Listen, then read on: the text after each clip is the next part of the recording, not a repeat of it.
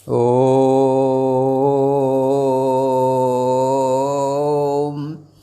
देवर्षिपितरूपेण विश्वरूपेण च स्वयं यः स्वयं दृश्यते सस्व तस्मै श्रीविष्णवे नमः।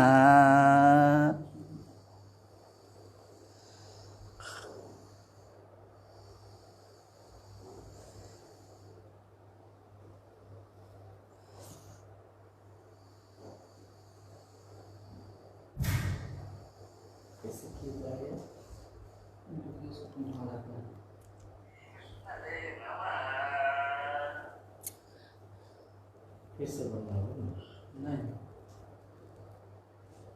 ठीक है।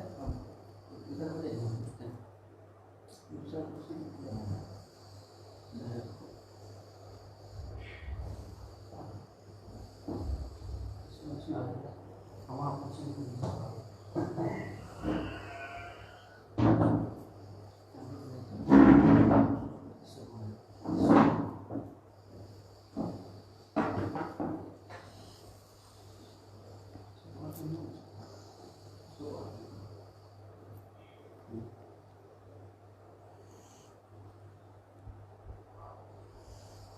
जय श्रीमन्नारायण।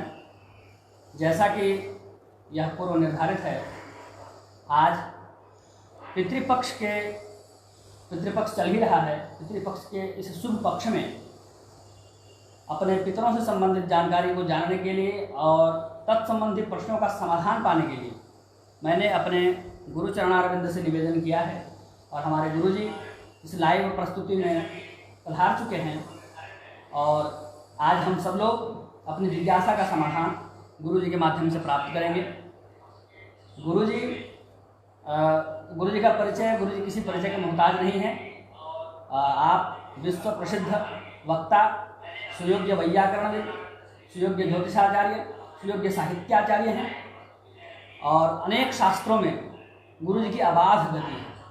आज हम लोग पितृपक्ष के देवता इस विषय पर गुरुजी का व्याख्यान सुनेंगे और अपने प्रश्नों का समाधान प्राप्त करेंगे। मैं गुरुजी से निवेदन करता हूँ।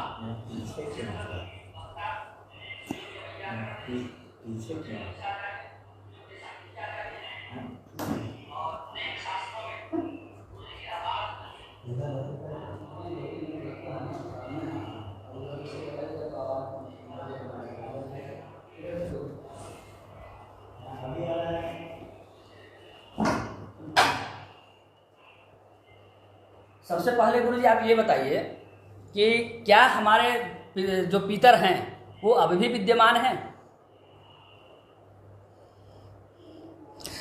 जब ये संसार नहीं बना था तब भी वो थे। जी जी। पिछले संसार में। जी जी। और ये संसार नहीं रहेगा तब भी वो रहेंगे अगले संसार में। जी जी।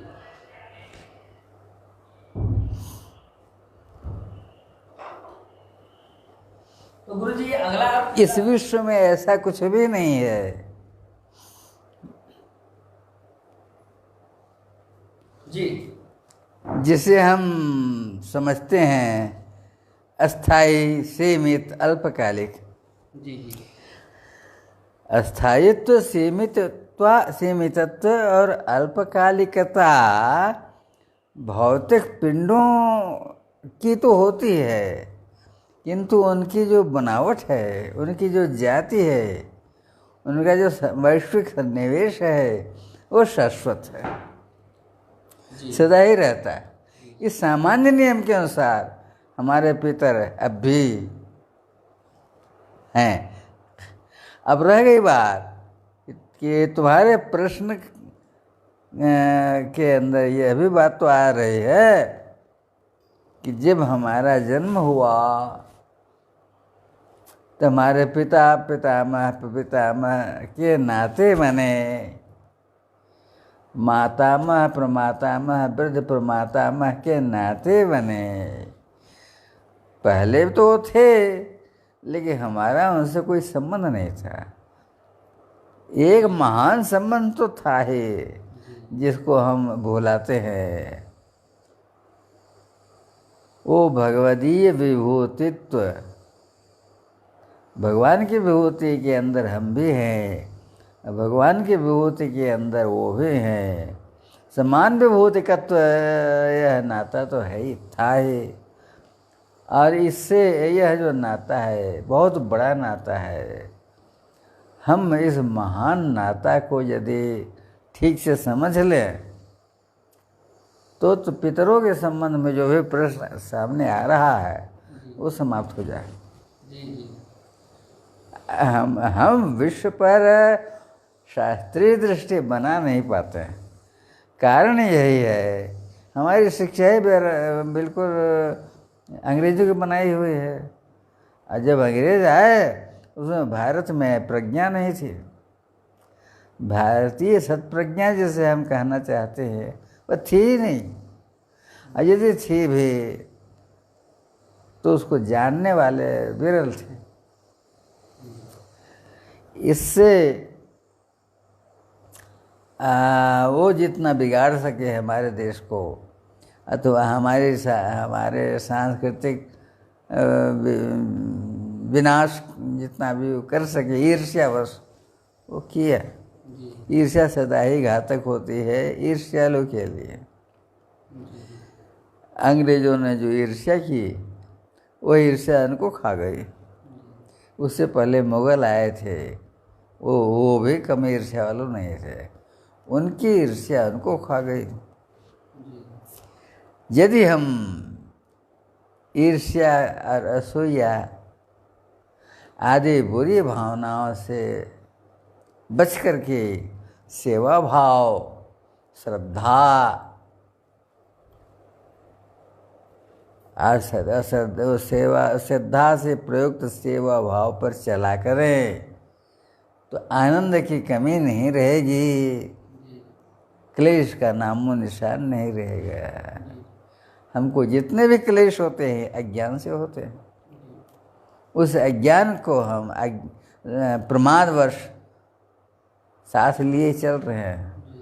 हम यदि सावधानी में आ जाएं अज्ञान समाप्त हो जाएगा, प्रमाद रहेगा ही नहीं और किसी प्रकार का क्लेश नहीं रहेगा, कोई प्रश्न भी नहीं रहेगा जीवन का।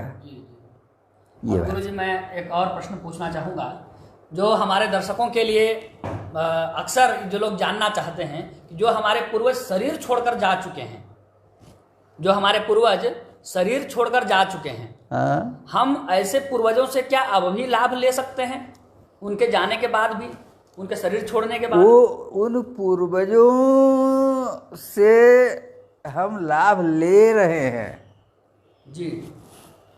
उन पूर्वजों की कृपा से ही हमको यह जीवन मिला है। कृपा ही नहीं, आत्मीयता, स्नेह, श्रद्धा, प्रेम आदि पूर्वजों के स्नेह प्रेम का परिणाम है हमारा यह जीवन। ऐसे और जब तक उनका स्नेह है, प्रेम है, तब तक हमारा यह जीवन है। ले सकते हैं का मतलब माने अभी नहीं ले रहे हैं, बाद में लेंगे, ऐसा नहीं है।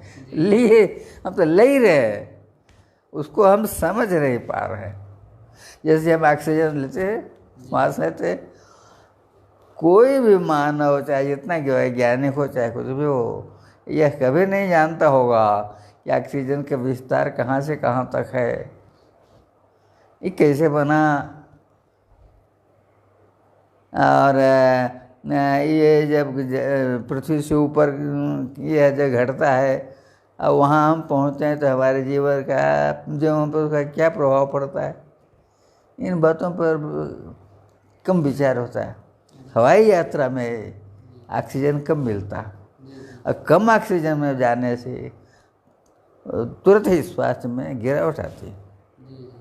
वो हवाई यात्री समझते हैं या नहीं मैं नहीं जानता, किंतु है ऐसा जी। बहुत लोगों को ऐसे शिकायत होती है, पिछली हवाई यात्रा में एक व्यक्ति के कान से नाक से खून आने लगा था ऑक्सीजन की कमी के कारण। तो ऐसे बहुत सारे केस होते हैं, समझने वाले समझते भी हैं, जिनका स्वास्थ्य ज़्यादा कमज़ोर होता है, और जो बचे रहते हैं वो ठीक से पहुंच भी जाते हैं। तो इसमें गुरुजी एक प्रश्न और उठ के आता है कि जिन्होंने अपने पूर्वजों को भुला दिया है, जिन्होंने अपने पूर्वजों को भुला दिया है, हाँ। जो अपने पूर्वजों को याद नहीं करते हैं, क्या वो घाटे में हैं? क्या उनका कोई नुकसान है उससे? सच्चाइयों से हमारी दूरी जितनी बढ़ती है, हमारे घाटे उतने ही बढ़ते हैं। और सच्चाइयों से निकटता हमारी जितनी बढ़ेगी, उतना हमारा जीवन समग्रता की ओर बढ़ेगा। तो हमारा जीवन समग्र हो अथवा अधूरा हो, यह हमारे ज्ञान विज्ञान पर निर्भर करता है। देश विश्व में जितने भी अपराधी हैं, हजारों प्रकार के अपराध होते हैं, लाखों प्रकार के अपराध होते हैं, वो अपराध करने वाले भी करोड़ों प्रकार के। ये जितने भी अपराधी हैं, अपराध कर रहे हैं, ये सब अज्ञान से कर रहे हैं। और जब तक इनको अज्ञान है तो अपराध से बचेंगे, निकलेंगे नहीं। अपराध तो करते ही रहे। अज्ञान और अपराध, ये दोनों का अविनाभाव संबंध है। अज्ञान है, अपराध होगा। तो इसलिए तुम्हारा प्रश्न क्या था? मेरा प्रश्न गुरुजी ये था कि जिन्होंने अपने पूर्वजों को भुला दिया है, तो पूर्वजों को ही नहीं भूलना, याद रखना आवश्यक नहीं है। उनको याद रखने में हमें कोई दिक्कत भी नहीं, कोई परेशानी भी नहीं, कोई भार भी नहीं है, क्योंकि जानकारी तो होनी चाहिए। अब किसी को 15 का पहाड़ याद नहीं है तो जी तो सकता है वो, लेकिन 15 उस पहाड़ से संबंधित आधारित गणित तो नहीं कर सकता जी। तो 15 का पहाड़ अगर याद है तो वहाँ तक का गणित करने में वो सक्षम होगा। याद नहीं है तो भी जी रहा है ना। तो जानकारी बढ़नी चाहिए, पितरों से ही संबंधित जानकारी नहीं, सारे विषय से संबंधित समग्र पूरी जानकारी होनी चाहिए। इसलिए अज्ञान घाटा। जी जी। अब गुरुजी मैं ये जानना चाहता हूँ, जैसे पूर्वज हमारे हैं तो मेरे अलग पूर्वज हुए, हमारे सगे संबंधियों के पूर्वज अलग होंगे। संसार में हर व्यक्ति के अपने अपने पूर्वज हैं। क्या ऐसा भी कोई है जो सबका पूर्वज है? हाँ, क्या ऐसा भी कुछ है? पिता हमस्य जगतो जी। माता धाता पितामह, भगवान नारायण ने गीता में कहा है, इस सारे विश्व का पिता मैं हूँ। पिता ही नहीं हूँ, माता भी हूँ। एक ही व्यक्ति पिता हो और माता भी हो, वो कौन है? परमात्मा। और सच्चे पिता और सच्ची माता वही। अब मूर्ख कहेगा ये तो हो ही नहीं सकते, हम कैसे समझें? फिर पहले तुम माता तत्व को समझो, फिर पिता तत्व को समझो। कोई पुरुष पिता कैसे हो जाता है, कोई महिला माता कैसे हो जाती है, क्या है उसका मातृत्व, क्या है उसका पितृत्व। तो आयुर्वेद शास्त्र का विषय है, धर्मशास्त्र का भी है। तो आयुर्वेद और धर्मशास्त्र दोनों के माध्यम से हम पिता और माता को कुछ समझ सकते हैं। जितना समझ सकते हैं पिता का गुण स्वभाव और प्रभाव देते से 1000 गुना पितृत्व और मातृत्व परमात्मा में सदा सबके लिए समान रूप से वर्तमान है। हम यदि सही पिता को याद कर लें, सही माता को याद कर लें, तो ऋषि पितर देवताओं ऋषियों पितरों के लिए प्रणाम तक करने की आवश्यकता नहीं रहेगी, क्योंकि उनको एक बार प्रणाम किया तो सबको प्रणाम हो जाता है। जी जी। महाभारत में वो कथा भी आई है। हाँ? जिसमें भगवान द्रौपदी से कुछ प्रसाद पा लेते हैं तो दुर्वासा आदि सभी मुनियों का उदर पूर्ति हो जाती है। हाँ, जी जी। तो क्या हम भगवान विष्णु के लिए भी तर्पण करते हैं, उनके लिए भी पिंडदान करते ही है जी। उनको नहीं किया तो कुछ नहीं किया। अच्छा। श्राद्ध कर्म में सबसे पहले विष्णु भगवान। अच्छा जी। तो हम अपने पितरों के अलावा जो हमारे सभी मानवों के पितर हैं भगवान विष्णु, उनके लिए भी पिंडदान करते हैं, उनके लिए भी तर्पण करते हैं। जरूर। दिवस से पितर तर्पण रोज, ब्रह्मा त्रिपिता, विष्णु त्रिपिता, रुद्र त्रिपिता, अनेन यथास्ति कृतेन देव से पितृर्पणाख्येन कर्मणा पितृरूपी श्रीमन्नारायण प्रियताम, ये वाक्य बोला जाता है। जी जी। गुरुजी, मैं अब हमारे दर्शकों को यह बताइए कि पिंडदान की या तर्पण इत्यादि की जो प्रथा है, क्या आप बतला सकते हैं कि कब से चली आ रही है? यह तो एक तरह से महान गुणों की पूजा है जी। अब महान गुणों की पूजा यदि कोई समझता हो कि 2 साल पहले से शुरू है तो भी उसका सम्मान होगा। जी। और यदि वह अनादिकाल से चल ही रहा है तो सम्मान होना ही चाहिए। एक काल निर्धारण, उत्तम बातों के काल निर्धारण बहुत आवश्यक नहीं है। निंदनीय बातों का काल निर्धारण करके उसको उनके निवारण का प्रयास करना चाहिए। क्यों? इसलिए यह वास्तव में धर्म कृत्य है और ये सनातन और शाश्वत धर्म है, उसके अंतर्गत का ये विषय है, इसलिए अनादि। जी। गुरुजी, कुछ लोग पिंडदान का, श्राद्ध इत्यादि का दुष्प्रचार भी करते हैं, तो इन दुष्प्रचार करने वालों को इसका कुछ दुष्परिणाम भी मिलता है क्या? क्यों नहीं? अच्छाइयों का प्रचार करने का परिणाम कैसे नहीं मिलेगा? जी। मिलता ही है। ज्ञान दान सब ये काम समाज के जिस वर्ग को पसंद पड़ता है वही वर्ग ब्राह्मण कहलाता है। जी। ब्राह्मण माने क्या होता है? ब्रह्म माने होता है विस्तार, ब्रह्म माने होता है महानता, ब्रह्म का माने होता है सर्व कारण कारणता। इन सब विषयों का प्रचार प्रसार करने वाला जो समाज है उसी को ब्राह्मण कहते हैं। और यह यदि जिस देश में नहीं है वह देश अभी जन्मा ही नहीं। मेरा प्रश्न गुरुजी कुछ और है। मेरा प्रश्न है, जो लोग इसका दुष्प्रचार कर रहे हैं उनको इसका दुष्परिणाम मिलता है या नहीं? बहुत बुरा कर चुके हैं पहले जी। इसी से अब ये कर रहे हैं। जी। क्योंकि आपराधिक कर्म की धारा होती है, उसका फल मिल रहा है, मिलेगा क्या? बहुत पहले से फल पा रहे हैं, आगे भी पाने की तैयारी में। जी। ये जी। गुरुजी, श्राद्ध के या पितृपक्ष के देवता कौन कौन से हैं और मानव का उनसे क्या संबंध है, उनका क्या महत्व है हमारे जीवन में? कि हमारे पितृपक्ष के, जो पितृपक्ष अभी चल रहा है, तो पितृपक्ष के देवता कौन कौन हैं और उनका हमारे जीवन में क्या महत्व है, उसके बारे में कुछ बताइए। जानना चाहिए ना, बहुत अच्छी बात है। जी। हमारे जीवन से संबंधित जितने देवता हैं, है ना जी। हमारे ही नहीं, प्राणी मात्र के, जी। वो प्राणी मात्र से जुड़े हैं।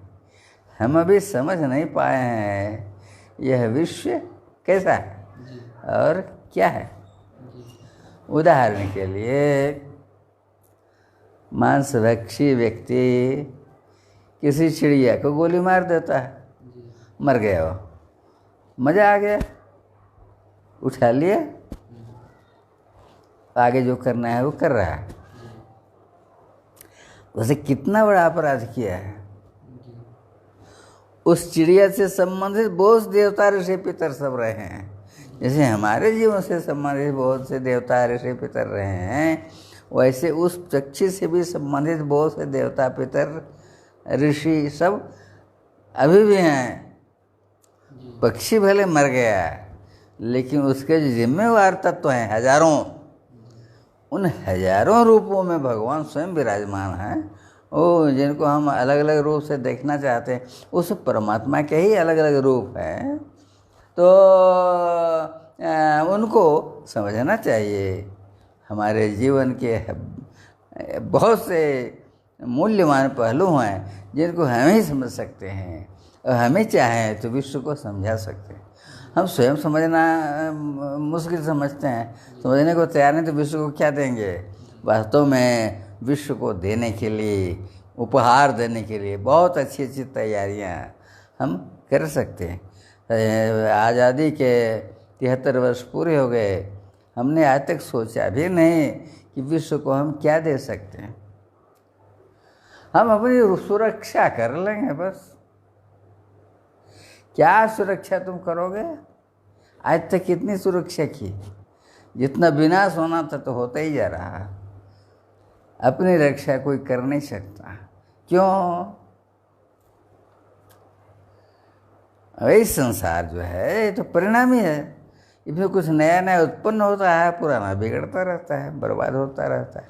ये प्रकृति का नियम है, ये परमात्मा के संकल्प से होता है। तो जिस हम बचा कुछ भी नहीं सकते। यदि हम बचा सकते हैं अपने यथार्थ ज्ञान विज्ञान, इसी की रक्षा कर सकते हैं। यथार्थ ज्ञान विज्ञान यदि हमारे पास है, अपार संपदा है। यदि यह नहीं है, बड़ी देरी देता है। ये बात हमारे अपने अपने व्यक्तिगत हमारे पितर हैं, वो हमारे लिए देवता के समान हैं। और विष्णु भगवान जो हैं वो सभी मनुष्यों के पूर्वज हैं, पितर हैं, तो वो भी एक देवता हुए। इसके अलावा भी कुछ देवता हैं क्या हमारे, जो जिनकी पितृपक्ष में पूजा की जाती है?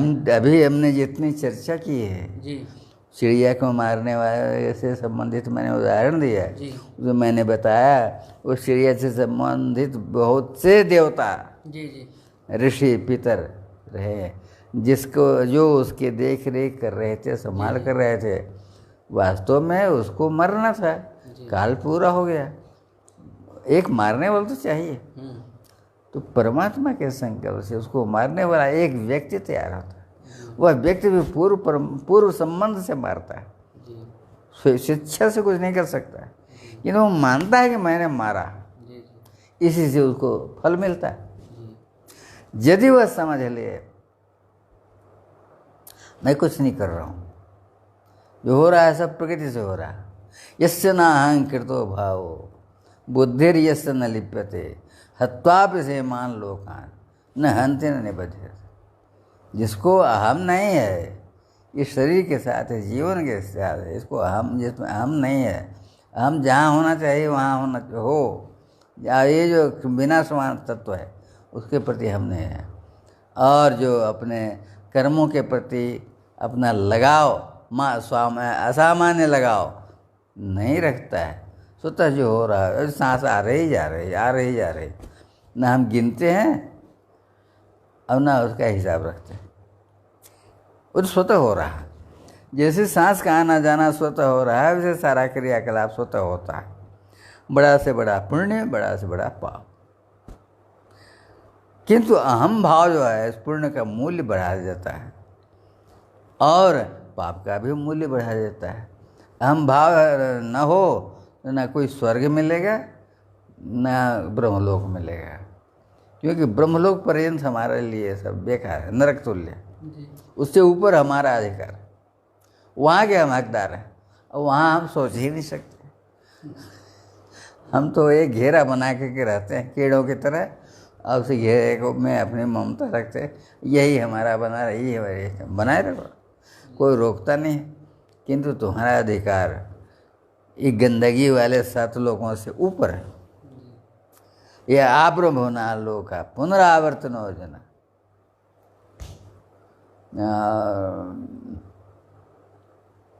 अभी याद नहीं हो रहा है। गुरु जी, तर्पण के समय हम लोग बोलते हैं कव्यवाड नलस तृप्यंता, क्या है उसका भाव? अनल अग्नि बहुत प्रकार के हैं। अग्नि के बहुत से दायित्व है, अग्नि देवता के बहुत से दायित्व है। जिस समय अग्नि देवता पितरों को दिया हुआ भोग, चाहे जल हो, चाहे पिंड हो, चाहे प्रणाम हो, 3 तरह के हम प्रणाम करते हैं, जल देते हैं, भोग देते हैं। जल और भोग जो है प्रणाम का एक तरह से अंग होता है। मान लिया हमने अपने पिता के लिए कुछ किया, अब पिताजी जो हैं हो सकता है देवता बने हुए हो सकता है पक्षी बने हुए हो सकता है वही पशु बने हुए हो, कहाँ है क्या है हम क्या जाना। किंतु जहाँ भी होंगे, जो भी होंगे, उनके लायक बना करके तुरंत वहाँ पहुँचा देने का काम जो देवता करता है वो उसको अग्नि कहते हैं, अनल भी कहते हैं। अन अल मन जिसके लिए बस नहीं है, इयत्ता नहीं है, अनंत प्रभाव उसका है, दायित्व है। जहाँ भी होंगे हमारे पितर, जिस अवस्था में होंगे, जिस रूप में हो। मान लीजिए जिस समय हमने अपने पिता को जल दिया, उस समय किसी योनि में वो मर रहे हो, वहाँ पे तो मृत्यु होगी। मर रहे हैं तो मरते समय पानी चाहिए कि नहीं? ये पानी जाएगा वहाँ। और यदि हमने नहीं दिया तो क्या होगा? उनका अपना अर्जित पानी तो बहुत है, वो भी जाएगा, और नहीं होगा प्यासे मर जाएंगे। तो अगले जन्मों में हमको पानी भी चाहिए, भोजन भी चाहिए, सुख सुविधाएं, सब कुछ चाहिए। वो जो सब कुछ चाहिए उसके लिए इसी मानव जीवन में तैयारी करनी है। यदि इस तैयारी में हम पिछड़ते हैं तो आगे हम धोखे में, घाटे में रहते हैं। एक प्रश्न गुरुजी मैं आपसे पूछना चाहता हूँ, बहुत लोगों ने मुझसे भी पूछा है, आप बता देंगे तो और अच्छा हो जाएगा। जो ये 15 दिन हैं, इसको जनरली लोग साधारणतया मरना शौच की तरह मान लेते हैं।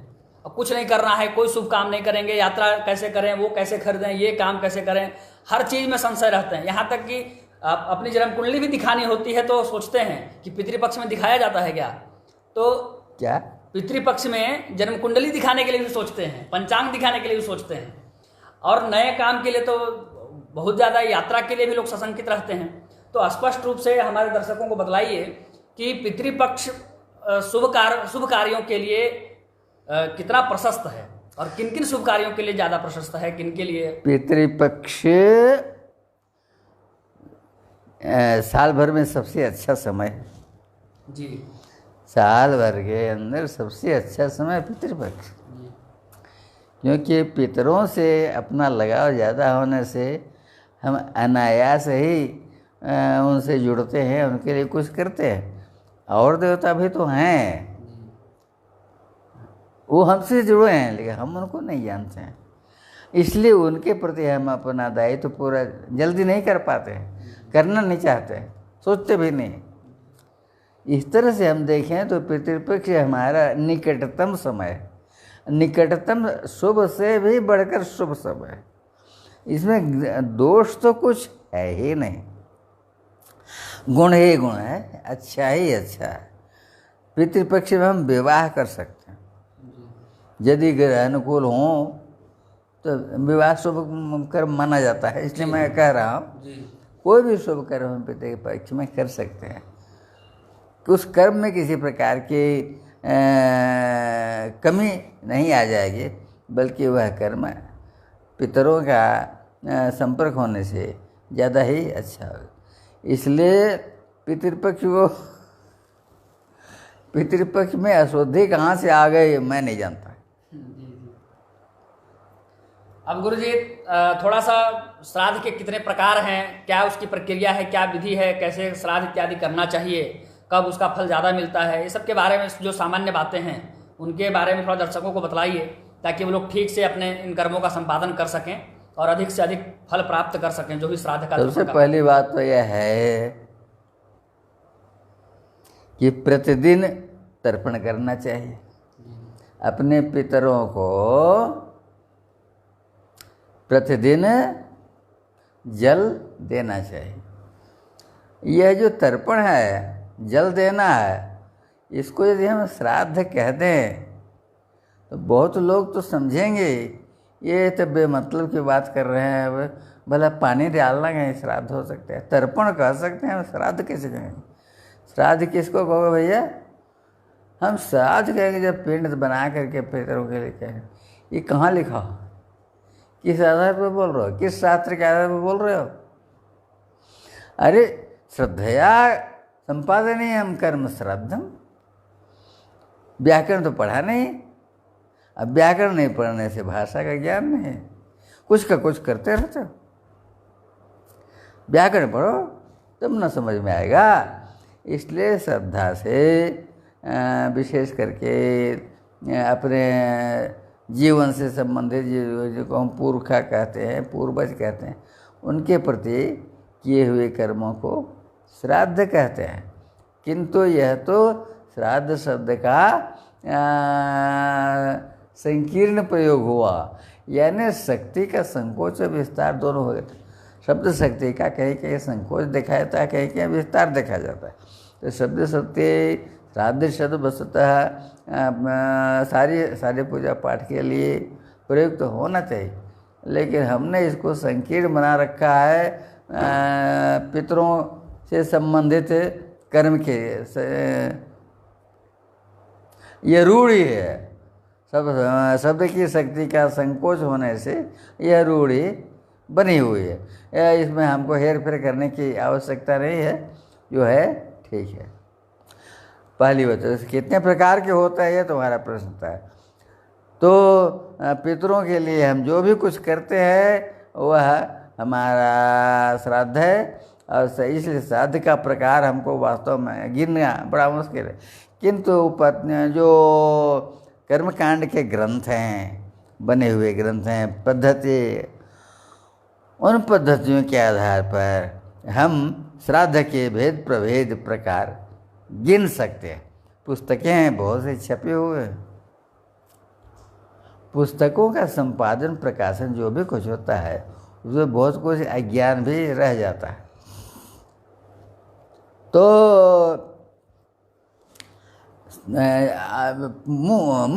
मुख्य रूप से श्राद्ध का माने हम ज़्यादा से ज़्यादा समझते हैं कि पितृपक्ष में पिता के निधन की तिथि में 3 पीढ़ी इधर 3 पीढ़ी उधर को पिंडदान करते हैं, तर्पण करते हैं। ये पहला श्राद्ध विधि हुआ। इसको हम पार्वण कहते हैं। पार्वण इसलिए कहते हैं कि यह पर्व है पितरों का। पर्व माने होता है समय विशेष। यह समय विशेष निर्धारित है, आश्विन कृष्ण पक्ष। तो इस पर्व में होने से कहा इसको पार्वण श्राद्ध कहते हैं। इसमें 3 पीढ़ी इधर 3 पीढ़ी उधर इसके होता है। इसके बाद दूसरा है एकोद्दिष्ट। एकोद्दिष्ट का माने से एक है उद्दिष्ट, जिसमें एक उद्दिष्ट देव जस्मिन् स तत् एकोद्दिष्टम श्राद्धम। मान लिया जाए किसी के लिए किसी का मित्र मर गया, और मित्र के मरने से बहुत दुखी हुआ वो, और करे तो करे क्या, वो मित्र जी तो सकता नहीं। अब वो सोचता है हम इसके लिए, इसको तृप्ति हो गई, जरूर तृप्ति हो गई, कैसे नहीं हो गई। अब वो हो चाहे ना हो, वो श्राद्ध करता है। मित्र दूसरी जाति का है, दूसरे धर्म का भी है, वह उस धर्म का है जिसमें श्राद्ध तो होता ही नहीं है। वो अपना धर्म का रहेगा, हम श्राद्ध करेंगे। तो वह व्यक्ति यदि किसी मित्र के लिए एकोद्दिष्ट श्राद्ध करता है। मेरा यहाँ पर ये कहना था, किसी एक व्यक्ति को पितर मान करके जो श्राद्ध किया जाता है उसको एकोद्दिष्ट श्राद्ध कहते हैं। और अभी चलन में यह केवल पिता के लिए ज़्यादातर होता है, किंतु मान लिया जाए कि किसी को चाचा का करना है, किन्हीं कारणों से चाचा को करने वाला कोई नहीं है, चाचा की संतानें नहीं हुई, ये संतान हुई नालायक हो गए, तो चाचा को कौन करेगा। हम समझते हैं हमारे चाचा से हम करेंगे। इस तरह से कोई व्यक्ति अपने चाचा के लिए भी कर सकता है। वास्तव में पिता के लिए जो कहते हैं उसी को एकोद्दिष्ट कहते हैं, लेकिन किसी के लिए भी किया जा सकता है, पुत्र के लिए भी किया जा, जब मर गया हो तो। ये दूसरा पार्वण हुआ, एकोद्दिष्ट हुआ, ये दूसरा। हमारे रांची के प्रख्यात पंडित रहे हैं बलराम पाठक, उन्होंने सर्वविध श्राद्ध पद्धति नाम की पुस्तक लिखी, और वह लोहरदगा के कुछ लोगों के पास जरूर होगी। और उसमें कम से कम 10 प्रकार के श्राद्धों का वर्णन उन्होंने किया, उसको देखा जा सकता है। ठीक है गुरुजी, मैं आप धन्यवाद, आपको बार बार प्रणाम करता हूं। हमारे कार्यक्रम में आप उपस्थित हुए, हमारे दर्शकों का ज्ञानवर्धन किया, इसके लिए आपका बहुत बहुत धन्यवाद, बहुत बहुत आभार। हम पुनः किसी नए विषय के साथ आपके ज्ञान का प्रचार प्रसार और अपने दर्शकों की जिज्ञासा का समाधान करने के लिए पुनः आपसे कभी निवेदन करेंगे। प्रणाम।